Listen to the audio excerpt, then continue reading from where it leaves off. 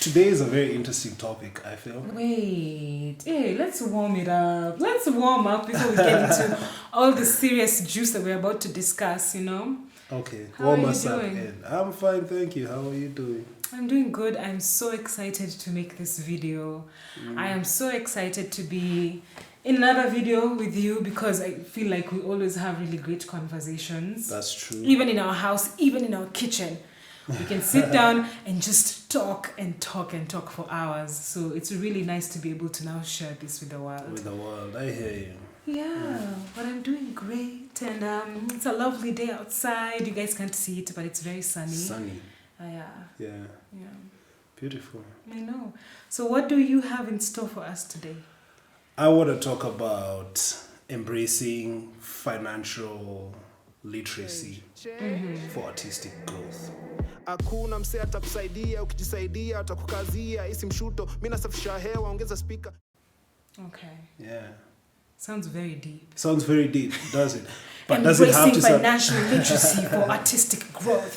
It doesn't have to sound deep. I mean, if anything, we have to normalize such conversations. Such big words, financial literacy. Yeah. Let's face it.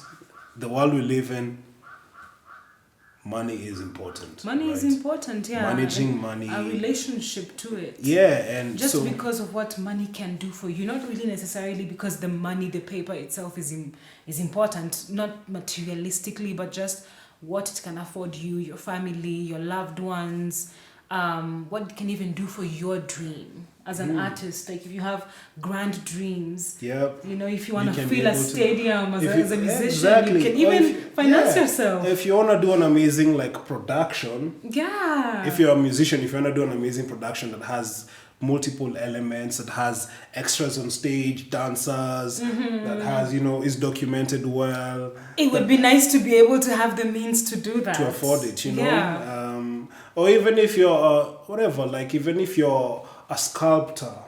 Exactly. And you want to do an art installation in Monaco or I don't know, London or somewhere. Yeah, or Bujumbura. You can actually be able to be, this is the material that I need. Yeah. This is how much I need to transport that material to this place. So much I need to actually be able to make this installation. Of course, you can get commissioned for such things, but anyway, I feel like we've already gone into. It's okay. Yeah, but I have a question for you before you continue. What would you say has been your journey with money? Looking back from when you were, 13 or something. What would you say that relationship has been like, and how has it evolved? 13 is so specific. Or whenever you started to understand I can remember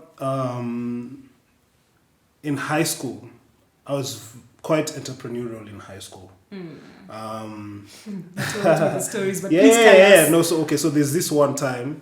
Okay, I'll give two scenarios. Maybe, 2 or 3. My first iPod was actually a barter trade. I sold video games and got an iPod. That doesn't have any money in it, but it just basically value for value. The second one that is value for value that had me retain my money was I distributed video mixes, DJ mixes to matatus. Because I was in a day school, so you had to get on matatus. I had to get on matatus every single day. Actually, to get to school, I had to get to 2 matatus, one to town and another one and another one to the school. To the school, and then back the same way. And so back the same way. 4 matatus daily. Sometimes it could go up to 6, because then there's a matatu that gets you to a certain place. And then, 6 matatus a day. But the thing was, the matatus from my place to town, I didn't particularly connect much with them. But from town to school, in this enterprise, from town to school was where I was like, hey, what's up? Because there's where I could sit at the front with the driver and all. So I could, there's this DJ mix. And what happened was then I wouldn't get charged for fare. So that extra 50 bob, In your pocket. You know? Yeah. and after a couple of, days, weeks, I could go to, a shoe store and Get myself some shoes. nice looking shoes, Yeah. and that sort of trait, I went on with that trait into campus. Music actually paid for my campus fees. Gigging paid for my campus fees. I did not know that. Yeah, gigging paid for my campus fees. There's another one that's from high school still. The guys changed caterers. The high school leadership, I don't know, Yes. they changed caterers, right? And it meant, unfortunately, it was slightly expensive and less food. So what happened? There was like a silent protest in school. Wait. So the caterers who now came, Who now came? caterers, the food was much less, But it was more expensive. More expensive. So we went for a silent strike for a couple of days. I think on the second day, a couple of friends and I were like, wait, all these guys are sitting at break time, at lunchtime, And they're not eating. and even in the afternoon, in the evening, and they're not eating anything from this canteen, but they are hungry. So I was a prefect, and we had the lockers on the walls. Lockers on the walls. Like yeah. So what we did was we had access to a couple of lockers. This is so bad because I was a prefect. Because we lived so far from school, for us to actually get to, we were amongst the first people who always got to school. So it meant there's no teacher who's watching as we're coming in. So what would happen would be, when we get into town in the evening, we buy boxes of biscuits, we buy packets of muffins, we buy... I see. And then you go sell that at school. Yeah, so in the next morning, early in the morning, You sell that. we sell them. Of course, it didn't last for long, but that was probably the fastest money I made because there was a lot of demand. There was so much demand that we had employees. Are you serious? We had While in high school? While in high school, like we had other kids from different like forms, like form 1s and form 2s. Basically, we had a distributor in every class. Like the person who does the thing. Wow. Of course, probably lasted 3 or 4 days. I'll be honest. Oh, but really? yeah, That's such a cool plan. it was so made you cool. so rich. It was so cool. It was so Yeah. cool. And the thing is, okay, so I can't remember the specifics of the biscuits, but we couldn't sell biscuits for anything less than 10 bob. And I think a biscuit was like, I think we sold a biscuit for like 2 bob or something. Bought a biscuit, you mean? No, sold a singular biscuit. So 10 bob gave you like 5 biscuits. I see. And, we buy them in boxes. So like the margins were actually... Oh, the profit margins were huge. So that's amongst like my first interactions with, in my teenage life with... Money. Yeah. I see. I was not as entrepreneurial. Like, I was very much, God help me, but I really wasn't one of those kids who sells things at all. My cousin and I, we've grown up really close to each other. We're almost like sisters. And our moms used to buy for us stickers. Like this just kid stickers, zebras, everything, lions, stars, shiny stuff that kids love. So a bunch of stickers. I stored my stickers and I would just use them once or twice to create some art pieces. My cousin sold all the stickers. She used to make so much money. And I was like, damn, there are some people who are just street smart. And I feel like you're one of them. Just street smart. Like you always look for opportunities and you find them. But let me tell you now, fast forward. Yes. To maybe 2019. Yeah. I figured out there's street smart, but then there's also understanding economics. Which as basic as possibly can. So, scenario, I was shooting Jamboree Jam sessions from Snowball. And this is before the Snowball that we all know right now, you know, the big structure and all. Yeah, so for those who don't know what Snowball is a recording studio. Yeah, it's like a large, I don't even know how to explain it, but it's like a large studio where you can, yeah, but it's very music centered. You could do podcasts, you could film anything. Yeah. It's actually where we filmed Sauti Sol's Midnight Train virtual experience during COVID times. You know, they couldn't perform like at venues and everything, so we literally filmed that from there. So. So I used to shoot from inside the house. Yeah.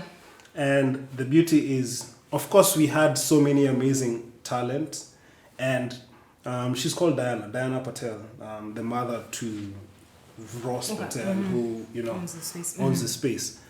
So Diana was, of course, impressed with the musical array or the musical talent that I was bringing in.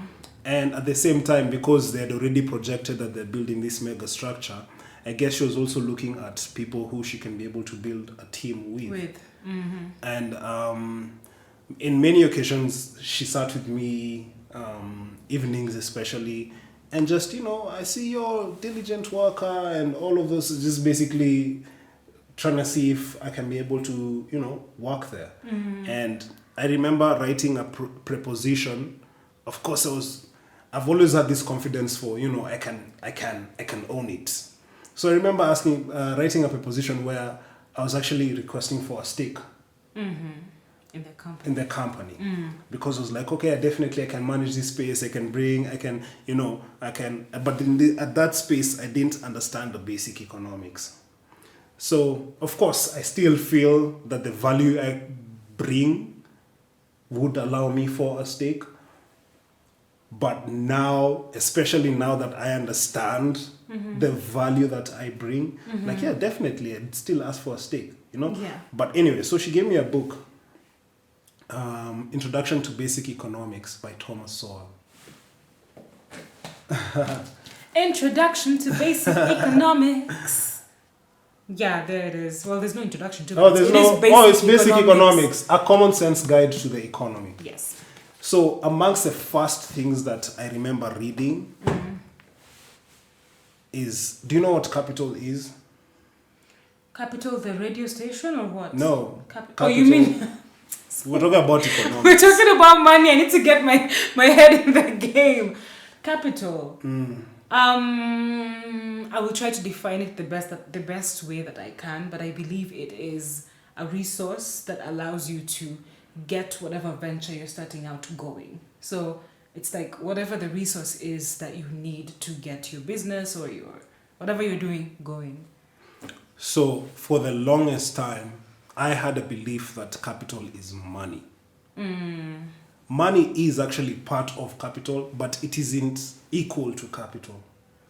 Capital is money, capital is machinery, capital is skilled labor. Because if you have the money, you either pay for skilled labor or machinery for you to get that venture going. Money in itself, as you said, is just paper. So it won't necessarily get that thing going, right? But it will be used to pay for skilled labor, it will be used to pay for machinery. So I'll bring you back to... So I didn't know any... Like, you didn't know I didn't know at that time. Those things, you know. I didn't know setting prices, like what metrics you use to set prices. It's not just I've woken up and I've decided this thing is going to cost. You know how for us artists, like someone reaches out to you, they're like, how much are you going to charge me to do ABCD? And you just do some quick mental math and listen to your intuition. You're like, I think it's gonna be ndakufanyia 10K. Let me explain. You're 10K. How to get to that? So session musicians. So I started out initially, after high school, I started out as a session musician. And the standard rate, the most or the best it got to was 20K. But most times it was 7K, 10K, if you're lucky, 15 per gig.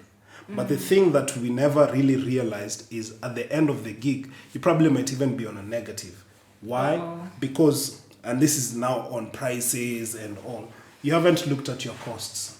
You have rehearsals, right? You have to actually transport yourself to rehearsals. And rehearsals happen before the day of the gig. Before the day of the gig. many days before. Many days before, and for several days at a time. For several days. So Yeah. there's a number of days where you have to be at the rehearsal space. So you have to transport yourself there. 2, if there, depending on the length of the rehearsal space, you probably need a snack. Man's got to eat. 3, because it's such a big gig, it's a big festival. You know, you're playing at a Blankets and Wines, or you're playing at a Koroga, or you're playing at any other festival, Hey Neighbor in South Africa, or Coachella, or wherever, really. You have to look good. You gotta look good. So That's that gonna means, cost yeah, you. that means you have to make your hair. You probably need like some outfit that's gonna cost you. So if you're getting 10K, And you've done all those things. yeah, and say you have 10 days of rehearsal, Oh, God. let's say a week of rehearsals, and you're using at least 400 on transport. That's already 2,800, right? Let's be modest. You probably only use 200 on food per day. That's another 1,400. You're already on like what? That's 32, 42, right? I think so. Look at how we're. Yeah, You love to that, you love doing math. So that, yeah. and then let's go make your hair for another 5 sock. Then, and this is speaking from a male perspective. Of course, it's different for females because then there's makeup and there's all Oh those my things. God, there's hair, there's nails, there's Yep. makeup, there's the outfit, there's Let's assume- transportation. Oh my God. Let's assume your outfit, because now we're already at like 5K. Just on transport. And maybe you also want somebody who's gonna take pictures of you, great photographs. That's so on you can market transport. yourself. That's on transport. That's on. We've touched on transport. We've touched on hair. Let's say and food and snacks. Yeah. So let's be modest. We're gonna thrift. We don't have. I mean, Don't have the 10K luxury of walking even into the a 10K Square Kitty itself. and buying a 14K jacket Or whatever. If you are being, Yeah. if what, So let's be Yeah. modest. So let's use maybe another 2K or 3K on thrifting, right? That means I can get like an entire, from shoes to, we're really left with about 2,000 bob. We haven't gone into intricacies such as, ooh, I need to learn the music. Ooh, I need to communicate with the band members. Ooh, Airtime, on the gig day, I actually need to and if you're carrying your gear, you probably, oh man, the gig ends late, you probably still need to get a cab. You probably, you know? So you might be on that big stage playing with that artist. big artist, but And it If you really haven't- trickles, yeah. it starts there, but it's even the big artist probably isn't accounting for such when they're quoting. They're like, I know the band is 40K. Or if it's 20K, I know the band is 80K. So if I get a 150, then it should be okay. If your first cost is the 80K, out of 150 you have 70K. because people don't do the math. They don't do the The math, math to that's be able necessary to set for the you prices. to set the price, exactly. You know, I feel like these dots are really connecting. Again, still from Jamhuri sessions, I feel like I learned a lot. Give us context. What is Jamhuri Jam Sessions and what? Jamhuri Jam what's the sessions is association to basically it? an artist development program that was started by myself and my brother. It stemmed from Jamhuri Festival and basically was set out to just, put artists who we felt are talented and give them a platform for them to be able to record their music and basically publish it. And then extension of that was now we started booking them for gigs as well. So that's basically Jamhuri Jam Sessions. Okay. So we had a residency at a location in Westlands that also housed a big multinational, PricewaterhouseCoopers. So because of the strategic location, of course, amongst the fans who came were guys who worked at the company. Yeah. So, of course, I used to network a lot. I used to just speak with them and all of that. And I remember one of them is like, okay, cool, you have to look at all your costs, then now do a markup. Do a 40% markup or whatever. Then now the 40% becomes your... Service fee or just your profit. Yeah, it becomes your profit. But you have to account for all your costs. And if you're a video editor, for example, that means you have to account for your software. That means you have to account for your machine. Even if you hire internet, because you are going to be sending the file back and forth to your clients. Communication, because you do have to communicate with them. Then after all those things, and tax. And tax. Another thing that I learned about tax. So the first time I got a Jamhuri Sessions contract, I got a 1-year contract. That was $1 million bob. Oh my goodness! Yeah, this is a nice story. That was worth $1 million bob. Of course, it meant at that time it was my first $1 million. So you're excited, right? Yeah. And the thing is, I didn't account that I actually have to pay the artist, I have to pay the photographer, and they used to pay me minus tax. So what I did was I didn't at the first initial bit, I did not think, snap, there's tax, because it's company to. Of course, the government is gonna do auditing on them, and of course, even for my company, like when I'm trying to get or when I'm working out other opportunities, there's guys who need me to show a tax compliance certificate. So at that time, I didn't even know such a thing. You were just happy that you were making $1 million. I was happy that I didn't make a. So you didn't. Yeah. So actually, at the end of that first year, when we were renewing the contract, I told them, actually, this doesn't make sense. Because we sat down with my then COO. And I had to pay him as well, right? I had an operations officer who I need to pay. So we sat down and like, things aren't adding up. I actually went on a loss because of course there's a tax that I didn't consider. I didn't pay myself. Oh God. And the nights were so popular because you created amazing content out of it and we booked amazing talent that they were making exceptional sales on. They were making exceptional sales. On my gosh. On a night that's not regularly known to make sales. Yeah. It's a midweek. Most. Because you didn't know. Yeah, so I didn't know, So I feel ignorance will always. Ignorance will cost you. Ignorance will definitely cost you. That's why it's important to allow yourself to be open-minded enough to learn, even if you imagine something is difficult. Like, I'm going to be honest, I have never really been a big fan of maths. I'm just mathematics. I don't want to count things, and the whole idea of having to count money or having to list your finances, your expenses, all of those things, even just investments, thinking about all those things used to feel so stressful to me. I'm like, why do I have to think about all of these things? It's too much. It's too much math. When you're writing down all of your expenses, there's a shilling that's missing or 5 shilling or something, and you can't quite figure out where it's coming from. I mean, there's a lot of small things that can make you feel like I don't want to think about that money part.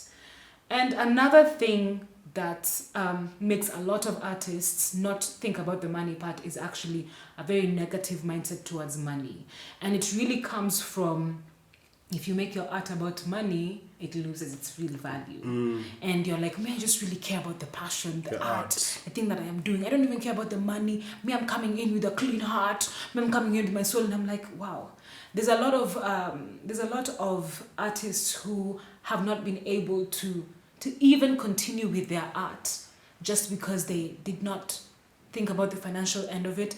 Even if that financial end only helps to sustain your art, which is very possible. To just sustain your art, if you don't want it to buy your helicopter, I don't know why anybody wouldn't want that, but at least to sustain it. So I think that's why it's important to definitely think about financial. I think another one that's very important is, especially when now you start learning about the importance of, this is how I set prices, for example. Of course, there's a lot more to it than just that, but this is how I set prices, for example. I have to look at all my costs. And if anything, if I'm going to write a quotation, I have to include those things. All those costs. Most creatives, might feel they don't lose a client because they are Exactly. saying that I have a transport cost, That is or me. I have an internet cost, That or I have. So is me. basically, you just account for. Oh, they're calling me for just They this. just want video editing, or they just want photography services. But you forget that that machine, that you bought for a couple of hundreds of Is thousands. what you're using to edit the same photos that you're giving this client. Yeah, and I'll be honest, they will never actually want to remind you or want to tell you, because they're also, I'm getting really good quality for cheap. Yeah, absolutely. And at the moment, the level I started working with professionals in the creative space, the moment, say, for example, with Eugene, for example, and this is Eugene Bogo from DNR. Yeah. When we did the Father's Father Podcast. Day podcast? Yeah, the social experiment. The social experiment, yes. Experiment. Like, their quotation even had things such as, I know I'm gonna entertain the client, so I need to account for that. Like, something as simple as being, like, as in batteries. Or when I worked with during festivals, when you're working with equipment companies, staging companies and all, bruh, their quotation the list is crazier. and even the invoice that you get, like, as in, it's detailed. This is the number of packans you're getting, this is the number of whatever you're getting, this is the transport that they're charging you for. Sometimes they could charge you for the driver. Because there's drivers who maybe are not on a monthly retainer, but are only show up when there's So sometimes they charge you for a driver. They charge you for the guys who are gonna offload and unload and set up. They charge for everything. Because then that's a business, right? It Like, is a you have to business, actually yeah. look at all your costs, because then otherwise it becomes charity. You're just doing work for free, my Yeah, guy. you're doing well, and your clients will not complain. They will not because they're having it they're getting proper quality for cheap. for really cheap. You know what you mentioned before? That was really my problem as well. I used to, especially, it comes from a limited mindset. So a lot of artists, we have moments where we're broke, like there hasn't been jobs, it's dry, and then bang, a client comes and they're like, I just want you to do this and this for me. How much are you going to charge me? First of all, where you come from is a place of neediness. You're like, oh my God, I need this job. I really want this client to give me this job. And so what you end up doing is you start to sell yourself short immediately. So you're like, I'm not gonna add computers, I'm not gonna add machinery. This is literally my experience. I'm not going to add transport, I'm not going to add communication, because if I send them a very detailed quotation, they'll just say, I'm expensive, and then go right on to the next person.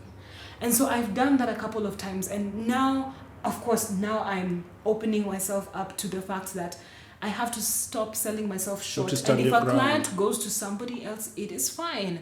Like, you remember that one time, I do videography, I do photography, video editing, I'm all-round content creation. And I was doing some videography for a wedding client. This production company that does wedding jobs, shoots and edits weddings and makes really great wedding content. So they wanted a videographer. So the first time I went, they paid me, I quoted, I think, 15K a day. So they paid me that. And this, you're just doing videography? Just videography for, the duration They had of the the wedding. equipment. They had the equipment, everything. So what I charged them was just my service for that day, including transport. Because market value for videographers at that time, daily, was around 10K. I don't know if it's changed, but it was around 10K. And then, of course, now you add like transport, etc.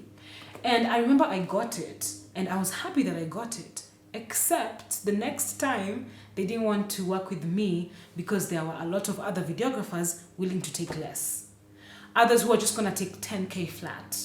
So I lost that job, and I felt so bad, just feeling like, oh my goodness, like they chose somebody else. And I remember thinking to myself, maybe I should just do the 10K. Maybe I should just say, it's okay, it's cool, I'll do 10K. But then I think it was you and an aunt of mine who are like, no. Don't sell yourself short. And also, don't be so limited in your thinking that you think that this is the only opportunity for you. So if that imeenda and 10K per day is too little for you in the way that you believe your expertise is, let it go. And that's the thing that artists need to let go of, is we have to stop coming from that place here, being small and needy. Yep. Because that's why our industry Because constantly, you're solving a that's our solution. problem. You're solving a solution. You're solving a so solution. you have to be ready to actually accept the value of the solution you're solving. Actually, what you've brought up has made me think of these 3 types of business models. There's because when you're talking about 10K, it's actually talking about 10,000 Kenya shillings. Yes. But there's people who are charging Way $10,000 for the same. Of course. You know, so there's 3 approaches. You either have low profit, high volume. What that basically means is like a 10,000 Kenya shillings, but for you to be able to actually achieve a level of, for you to be a millionaire with that, for example, whether it's Kenya shillings or dollar, then it means you need a lot of the those, 10s yes. for you to be they able need to. to be so many, Or- like 2 gigs a day. Yeah, or high volume, or high profit, low volume. Yeah. So like you do one job and it's $10,000, $10,000, $20,000, yeah. $10,000 a week Yeah. in place of 10,000 shillings, but every single day you have 3 or 4 Yeah. jobs. Of course, and you know that it really depends on one, your expertise, your exposure, and the market that you exist in. And there's also guys who are doing high profit, high volume. Yes, yeah. You know, and it's based on, of course, we'll do other videos on, you know, Going deeper into networking, it. and it's not just on financial, but like as in, if you network yourself, if you network properly, if you place yourself strategically, you can actually be able to do high profit, high volume. I'll give you an example. Burna Boy, before winning a Grammy, this is in 2019, New Year's Eve into 2020, he played in Mombasa. We actually, a friend of mine, she's called Pfizer. She's the one who's managing Zinnia. Okay. And so we actually tried booking Burna Boy that same time for a show in Nairobi. And he was, I think he was 10 million bob before winning a Grammy. When he won the Grammy, of course, the value skyrocketed. Of course. And that's 10 As it million. should. Yeah, that's 10 million Kenya shillings. That's probably about $100,000, Probably. give or take. That's before Grammys. That's before Grammys. Right now, I'd estimate maybe a 250 or a 3 sock. You know, and every other day he's gigging. Yeah.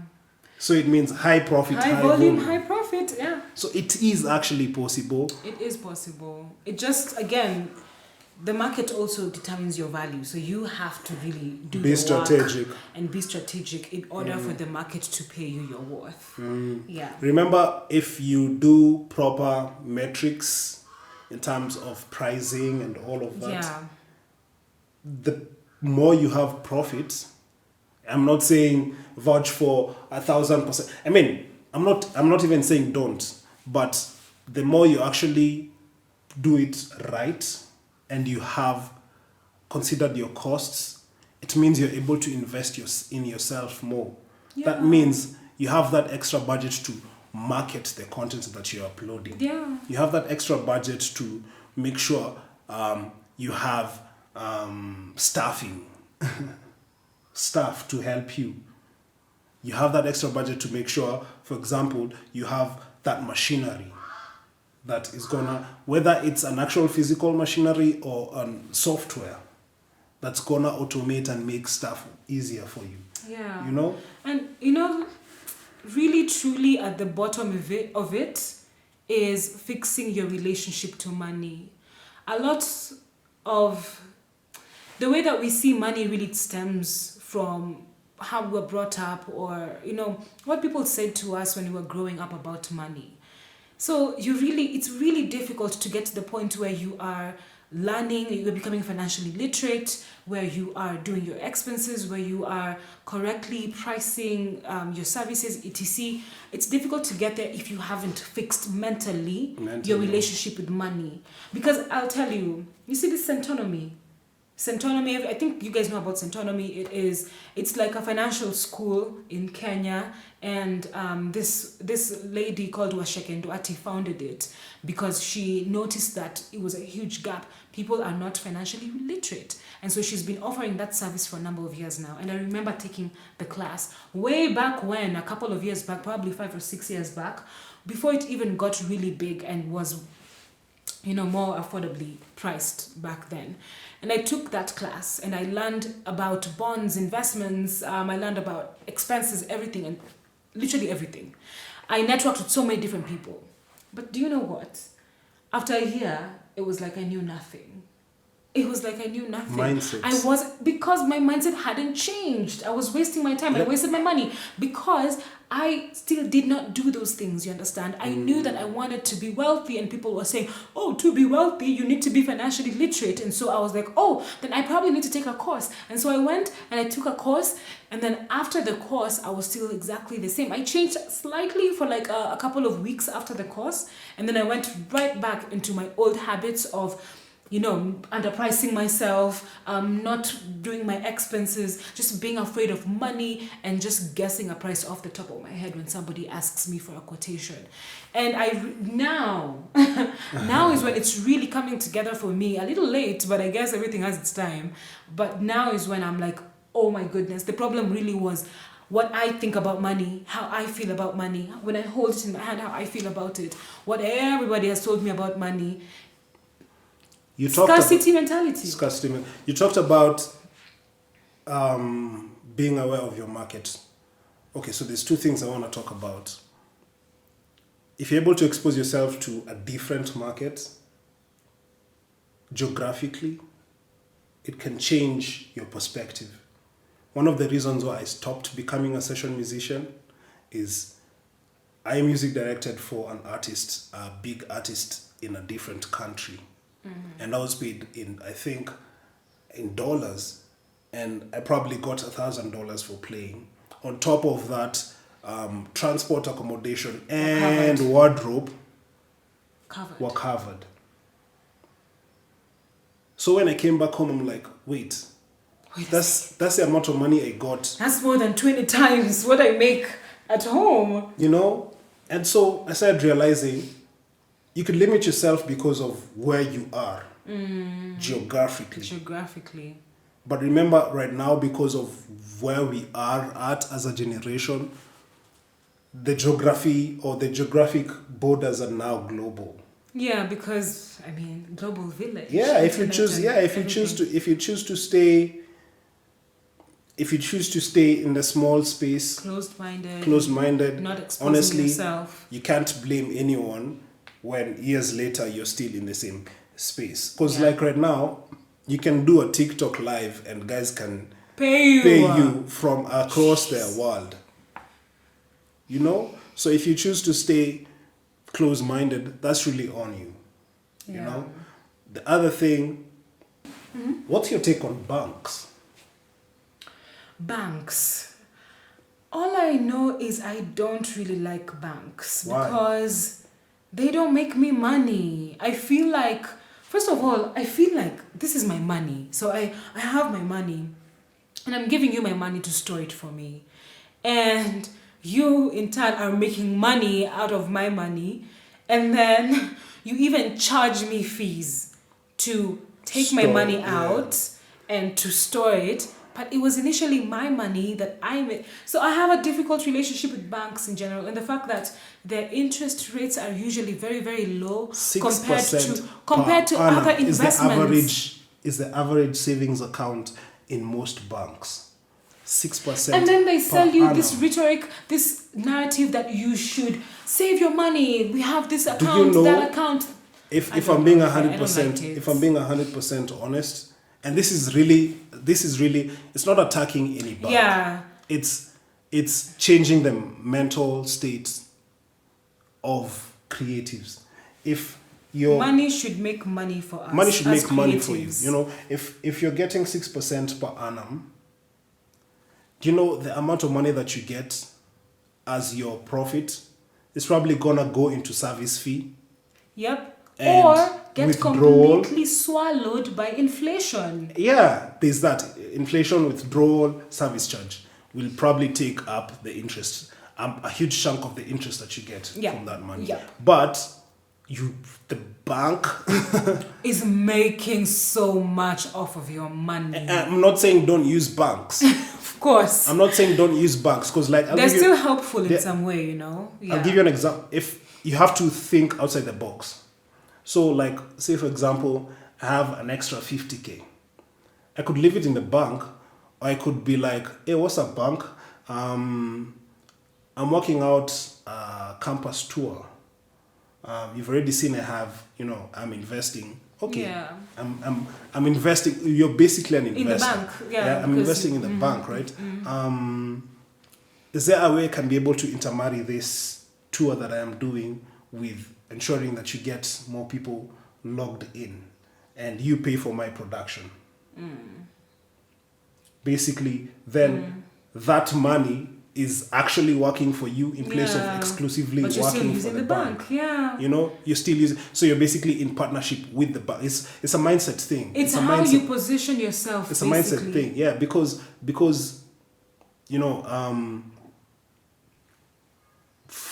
we've been taught to fear such institutions. We've I was been about taught, to mention that. yeah, we've been taught. Like I remember when I was young, and I told you like music paid through my campus, right? So that meant I was earning money and I was putting money in a bank because I mean, again. what do people do? That's what people do. And I remember whenever I'd go to withdraw money, at that time I didn't have an ATM card for some reason, but whenever I would go to withdraw money, like I had such a hard time because I was young and I was withdrawing money that was of a significant amount. May not have been in the millions, but a couple tens of thousands. Significant for somebody that young, For I guess. some, In their perspective. in their perspective. Shouldn't be. It shouldn't be, like, honestly. But yeah, like, I was always having such a hard time. And one of the things I realized is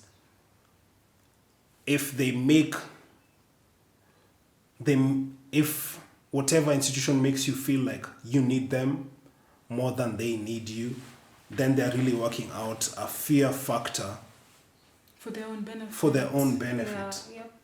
It's what politicians do all the time Yeah, as well. yeah, It's- and it's literally present It's- in every part of society. let's just be honest, like as in, if we're being 100%, what's the most important part in a car? You already asked me this Yeah, question, so but I'm we gonna lost get that. it right. Yeah, you're gonna get it right now. But what did you say the first time? I said the engine. Right? But in essence, like a car has over 200 parts. You can have the most powerful engine, but if you don't have the cable that transports the power from the spark plug into the engine, just a thin wire that's probably gonna be about $2, then the rest of the parts are Are not going redundant. to work.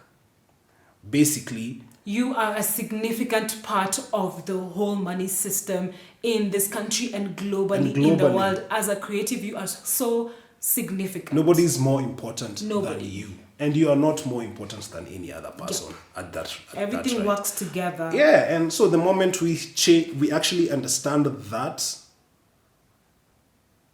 the moment we change our mindsets, then we'll actually start seeing exponential growth in the creative industry. Because remember, Exactly. this same creative industry, I'll be specific in music, there's a company in, is it Korea? K-pop? Yeah. One of these K-pop companies. When it went, it put itself on the stock market. At the end of the first day, it was valued at over $9 billion. That's huge. That's huge. There's an artist There's an artist who sold a documentary of her performing and the preparation of that performance to a streaming site, Netflix, for $60 million. So yes, there is the impact until my earring fell Until down. the- 60 million. no. In truth, like, if you change your minds, if you change your perspective, then it can actually allow you to be able to get there. Of course, the thing is, be ready that there will be instances of people or institutions that will try and bring you back into to the where cycle. you are. The scarcity mentality, they think like the group, the mob, just... Man, So you always have to... That's why it's important to also surround yourself with the people who challenge your thinking. If you find that as an artist you are around the same kind of people all the time and you guys think the same and you're not getting challenged, you're not helping each then other. there's a huge chance that you're missing Vibes something. and inshallah. You're not helping and each a lot other. of artists, we do vibes all the time. Vibes, inshallah, like artists are just like, we just flow, we just go with the flow. But how beautiful, how wonderful would it be if all artists are challenging themselves, growing, coming together, forming institutions and groups, becoming their own banks. Can you imagine having an artist bank, like Becoming their own banks. You know, basically whatever amount you're that gonna looks out for them? yeah. You know, and for their interests. Yeah, you know, and there's nothing wrong with that because there's no law that says only these people can be banks. Can be banks, you know. That's what chamas are for as well. And actually, Literally. I feel like you should definitely talk about how you have a kind of chama with a few artists. Yeah. So, with Yes. a couple of artists, we actually have formulated our own sort of banking system where we save amongst ourselves, but then we invest amongst ourselves. And when we borrow from ourselves, we still apply interest rates to ourselves. Basically operating as a bank, but for our own sake. Because, okay, cool, if say for example, like the amount of money that I talked about, if it's 100,000 bob, if I give the bank 100,000 bob, they'll still give me a 6%. If I'm lucky, maybe 8%. Excuse me. 8% per annum interest rate, right? But with that same 100k, if we all are like, hey, there's this nini that we can be able to do gig from this 100k and it'll make us 20k. We'll get that 100k back and we'll get an plus additional so much more 20k. profit. And we have in a shorter time, not at Even in a the month or even a weekend. or even a weekend. Not waiting for 6 or 8% at the end of the year. And what that does, again, strategically would be like, okay, cool, now we've our initial principal 100k has made us a 20k. Okay, cool, let's put it in a bank. But again, it's not let's let the bank just make money and we are also not coming with a preposition Yeah. for it. We're like, okay, cool. Because at the end of the day, if you create solutions, people will always give you the money. That is where the You're fun is at. valuable You know, in the so market. if we've gone back with that car 120k to an app, I don't know, a Whichever fintech, app. whichever fintech. Like, okay, cool, you need more subscribers. We want to do a show, but in place of ticketing, the entrance is guys actually have to like have downloaded your app. Yeah, we know we usually average maybe 300 people. So that's 300 people who are going to show up to our gig. That'll nini. Yeah. You pay for, because you know we have costs, right? For the product, you pay for our costs for production. Of course, it doesn't mean that we've lost ticket. Okay, cool. We might have lost ticket sales, but we can still, because the guys haven't paid to enter, they still have money to spend. So they can still spend that money on another thing. We can do a match bar, for example. Merchandise. Merchandise bar, for example. And guys actually end up spending the money that they would have spent to enter Yeah. on merchandise. You know? I think so the thing money is- has really worked for us as a bank because the banks get money and they use that to actually close bigger deals. how do you begin as an artist to open yourself up to all of these possibilities? So assuming like I'm a young artist, I live in Nairobi or any other county any other country really, and I'm not as exposed. All I do is probably sit with my guitar, or all I do is I have my camera and all I do is take photos of clients, etc. I'm small, like how do I start to think like that? You have to be intentional for you to be able to get yourself in such spaces. Like you mentioned earlier, if you only hang out with people who have the same skill set as you will not grow. You will not That's grow. just a fact. If you only hang out with people who only play guitars and cameras the same way you do, you will not grow. But the moment you allow yourself to hang out and interact with people from different industries, And people in different levels. Yeah, You just know? because you're 19 doesn't mean you cannot hang out with a 50-year-old artist. I met my Who's mentor when I was well-established. 23. Really? I met my mentor when I was 23. I was super young. Actually, no. And how old is your mentor? I met him when I was younger than 23. 23 was when I started my company. But I knew him maybe 3 years before that. So I was probably like 20 or 21 when I met him. And how old was he? He's then? probably 5 or 6 years older than me. But the thing is, because he's grown up in a very different background from A different yours, background where from mine. He's in a family business. yes, and he grew up. he's Yeah, very- he grew up around being money. taught Grew up about around money, but then also grew up being taught about money about money. and business. Yeah. So he was also successful outside the family business in his other businesses at an early age. So, and you meet, listen, if you're an art, they are your fans. They are your fans. Literally. I don't know Nazizi who told said, me. Nazizi said, superstar kwa mathri na mafans kwa bima. It's fine, let it be like that, but make sure you hang out with that guy. Yeah, hang out with those.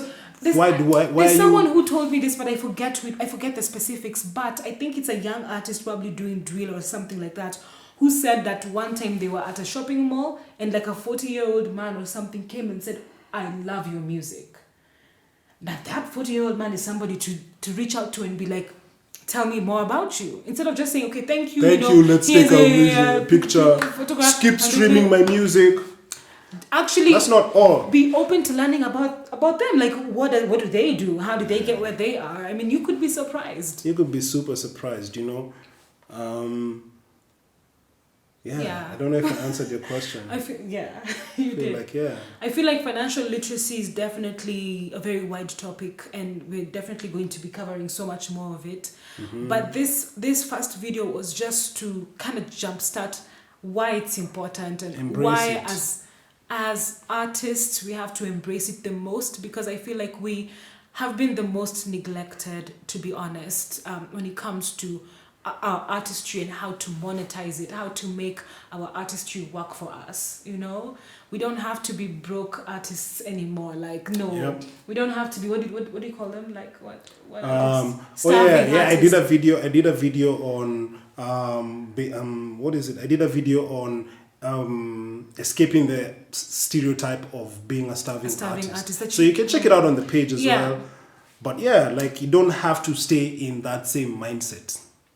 Yeah. Just because you've grown up in that mindset doesn't mean you have to stay there. You can change your reality. You can change your reality, and you can live off of what you love, your passion, what comes naturally to you, if you are willing to learn about it and learn about all these other skills that you need to make your passion work, instead of just being absorbed in your passion only and being super, like, you know, attached to your passion and how it looks. You know how there's this thing that people say about artists, that we're very touchy when it comes to our art.